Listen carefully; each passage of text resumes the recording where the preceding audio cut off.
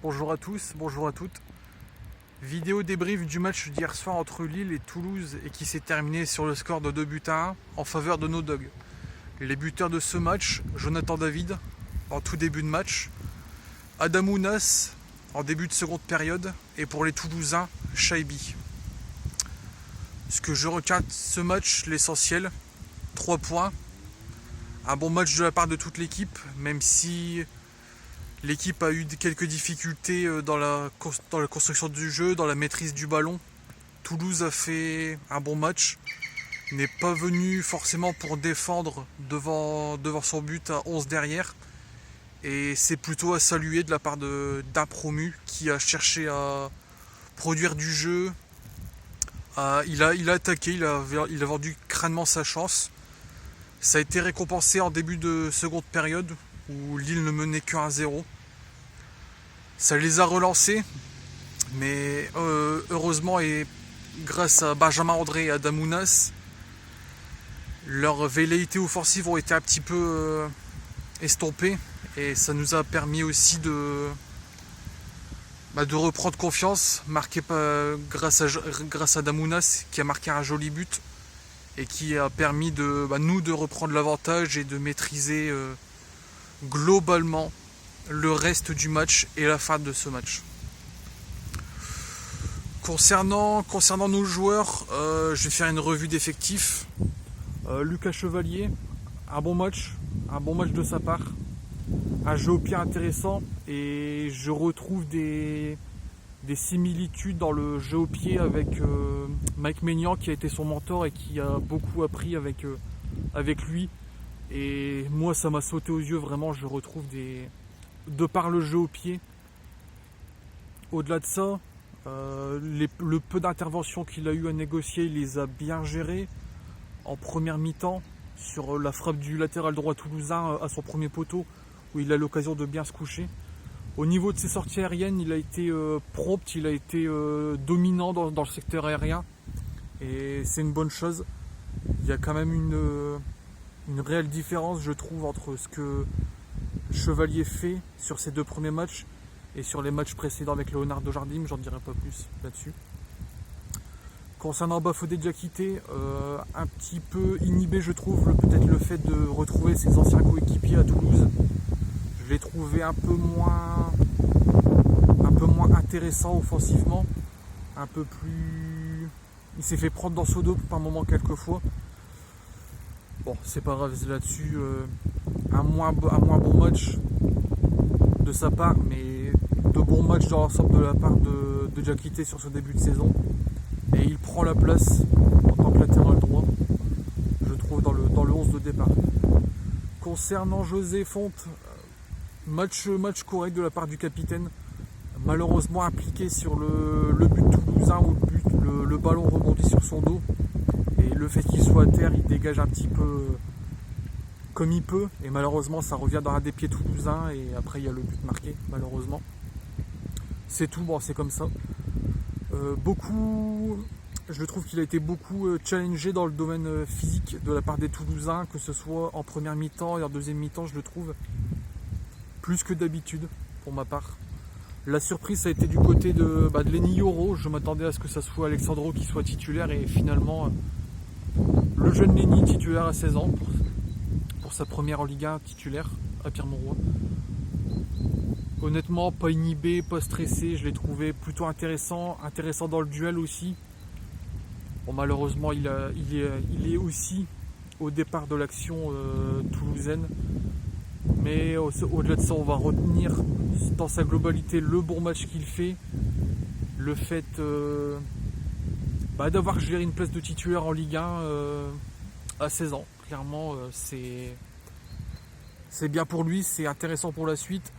Et c'est bien de lui avoir donné du temps de jeu, d'autant plus à domicile. Côté pour Ismaili, toujours intéressant offensivement, défensivement, techniquement. J'ai trouvé qu'il a moins combiné avec Bamba qu'à l'accoutumée. Pourquoi je sais, j'ai pas forcément la raison, mais je l'ai trouvé un peu moins. Il a un peu moins combiné avec Joe Bamba. Concernant Joe Bamba, c'est ma petite déception sur ce match. Je m'attendais à ce qu'il soit un peu plus altruiste. Il a eu des occasions de but à l'image de l'action où il met un petit pont en première mi-temps et où il décoche une jolie frappe mais non cadrée. Au-delà de ça, je retiens aussi le manque d'altruisme.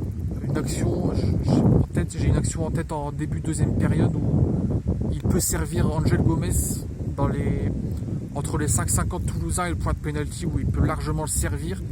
Et malheureusement, il tergiverse et il se fait rattraper par le défenseur toulousain. Donc un peu dommage de sa part. Mais je vais faire abstraction aussi de cela. Il a été plutôt bon aussi dans la globalité de son match. Que ce soit à gauche et à droite, il a été intéressant, il a été provocateur. Et un match correct de sa part. Concernant Angel Gomez, une déception aussi de son match. L'action qu'il rate en deuxième, qu'il ne rate pas, qu'il ne marque pas en première mi-temps où il arrive à dribbler la défense toulousaine, il a 4 contre 1, il est sur lui. Et à ce niveau-là, tu dois cadrer, c'est cadré, mais tu dois marquer quoi.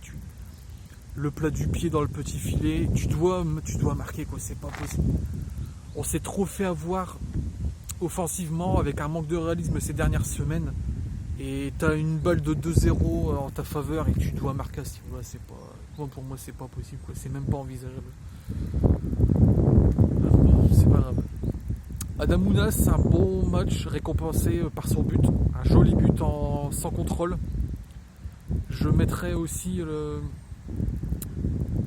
la lumière aussi sur la jolie passe de Benjamin André. Je reviendrai sur sa performance d'ici quelques secondes. Un bon match de Adamounas. Il prend le lead sur le côté droit.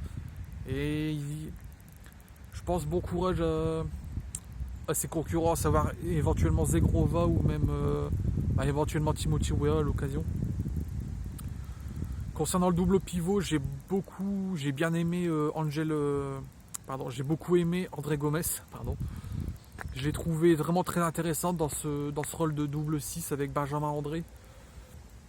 Beaucoup de passes très propres, techniquement très propres, présent à la récupération, présent dans le déclenchement des attaques.